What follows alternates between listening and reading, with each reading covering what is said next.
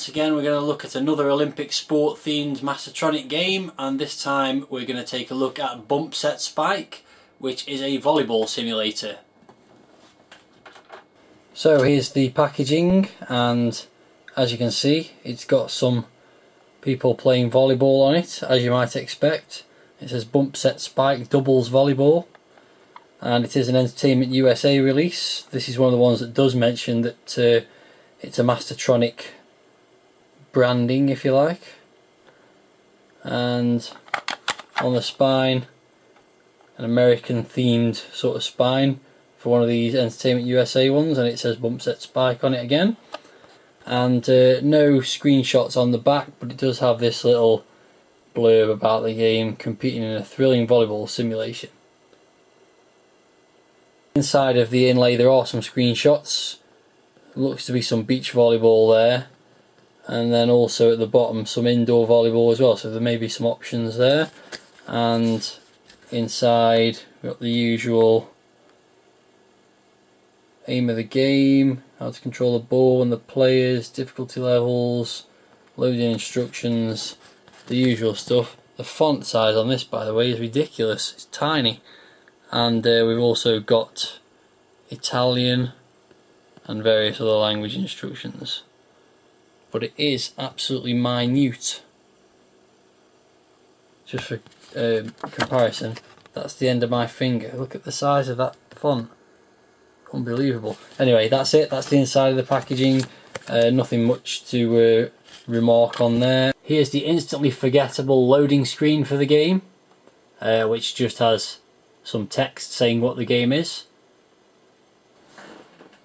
So the game's loaded, but I'm wondering whether this should have actually been the loading screen rather than the title screen. Never mind. As you can see, there's two people playing beach volleyball there, and if you press fire you get this Mastertronic volleyball title screen, and you've got three options for the type of game: one player against the computer, two players against each other, two players against the computer, so nice options there. Also, if you push left and right you can choose the skill level and the speed, so we'll just stick with 1 and slow for now. So pressing fire moves on to the next screen where you can choose the playing field, indoor or beach. We'll start with the beach, and you can also type the name of your team in, which I'll just call Matt's. Doesn't like the letter E for some reason, there we go. Matt's team. Okay, so we'll press fire and that will get the game going. So here's the game screen, which looks like a volleyball court on the beach. You can see there's some neat little touches. There's a ghetto blaster blasting out some incredibly annoying and loud music, I might add, on the left hand side there. And the two players of each team, this is my team, and you also see birds flying across the screen occasionally and stuff, so nice little touches there. So let's get started, and the first thing you do is serve, and serve you hold the fire button down and an X will appear on here, this side of the screen somewhere, and there we go. So I'll serve it into the corner, and basically as you can see the ball moves really slowly, and what you've got to do is position your man where the X is, and hopefully he'll then hit the ball back, and so on. And if you hold X down for longer then you can hit the ball further.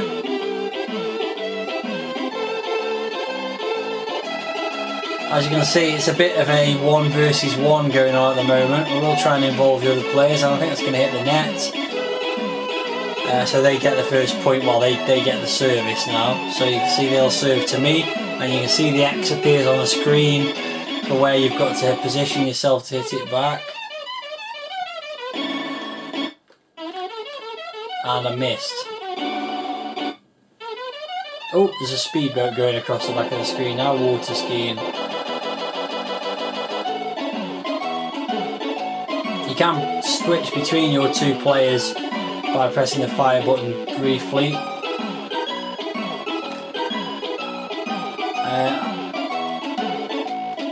So let's try and get one of the other players involved in the game. Oh no, I haven't hit it hard enough now. Graphics are alright. As you can see, I'm doing rubbish, as expected. The graphics of the game are not too bad, you know, they do the job. Some neat little touches, as I mentioned.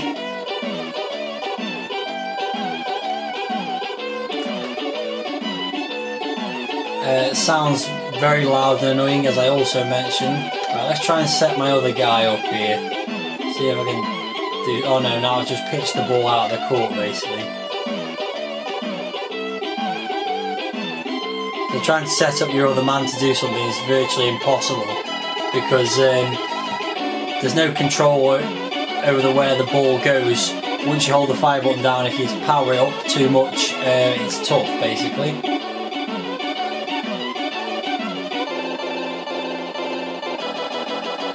The computer is, as you've probably seen, not missing much either.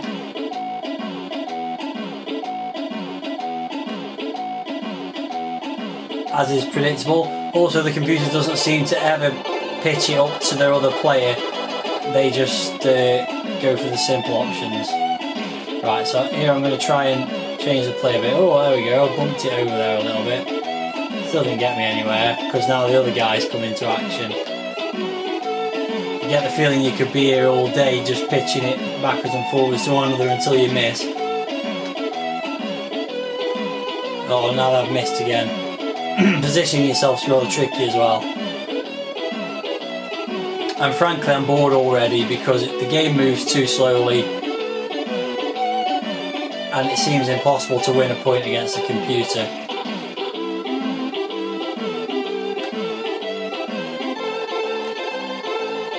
They're always in the right place.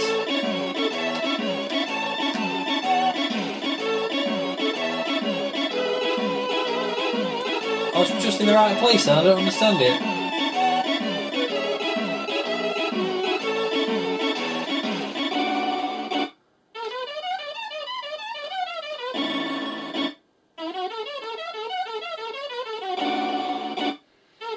So thus far I've been playing and I've not got anywhere near winning a point off the computer. Will that ever change? So here I am, and that's their 15th point, game over, and that's the end. And it goes back to this screen, and you can do the same stuff again. Once again, I imagine as a two-player game, it might be not too bad. So what I'm going to do is now play the other court. I'm going to try a medium speed and see if that makes it any more enjoyable. So we'll go with an indoor court, and as you can see, you get a different court, different graphics, different music. Seems decent enough. Got a picture of the crowd on the bleachers there, and for some reason a Canadian flag in the corner.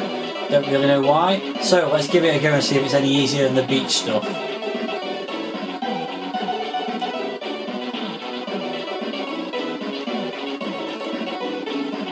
Ooh, I just... a little speech bubble there, just managed to get it back in time. Oh, I seem to be diving a lot now. Oh no.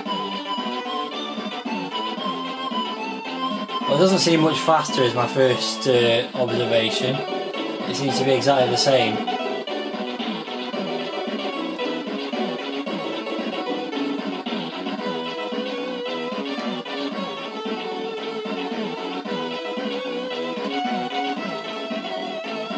I seem to be doing a good job of just not even being able to get it across the court now.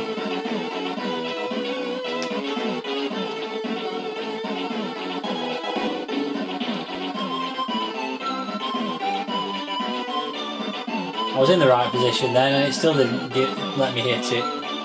As you can see, a familiar pattern's emerging. I'm about to give up with this.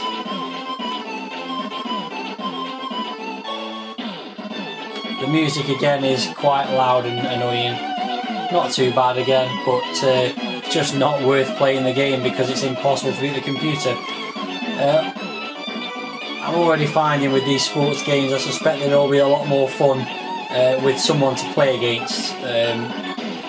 So maybe I'm doing them a disservice, but I think we've seen and heard enough of this game. Worth $1.99? Based on my review and what I've seen of it, definitely not. It's just way too hard. Despite its options and decent graphics and sound, you know, just not worth it. Let's move on to the next one.